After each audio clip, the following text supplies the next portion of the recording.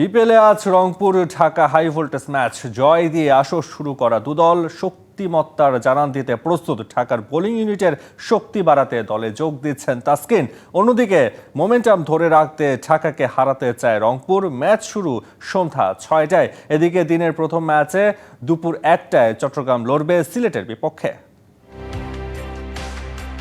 বড় জয়ে আসর শুরু করা রংপুর আত্মবিশ্বাসে তুঙ্গে। টানা ম্যাচের ধকল নিতে হবে সোহানের দলকে। সামনে শক্তিশালী ঢাকা। আসরের অন্যতম ফেভারিট দু দলের লড়াইটা মর্যাদা ও শ্রেষ্ঠত্ব প্রমাণের। ঢাকার প্রথম ম্যাচে ছিলেন না তাসকিন। আইএল টি-20 খেলে ফিরেছেন। এবার মিশন বিপিএল। বিশ্বকাপের আগে সর্বোচ্চ প্রস্তুতি নিতে চান টাইগার স্পিডস্টার। ঢাকাকে শিরোপা জেতানোর লক্ষ্য তাসকিনের।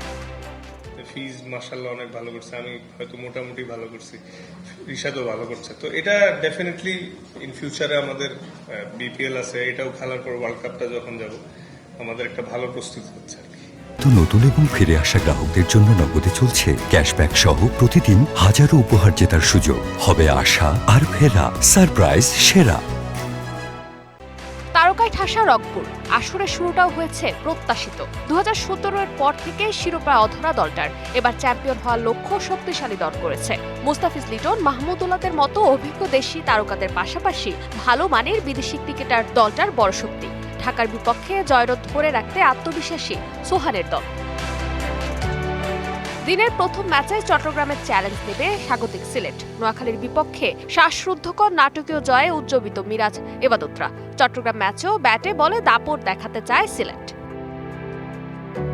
রংপুরের কাছে হারের ক্ষত চট্টগ্রাম ভুলতে চায় সিলেটের ম্যাচে। ব্যাটিংয়ের শক্তি বাড়াতে দলে যোগ দিয়েছেন পাকিস্তানি ব্যাটার আসিফ আলী। ফারজানা জাহান প্রিয়া, ডিবিসি নিউজ ডেস্ক।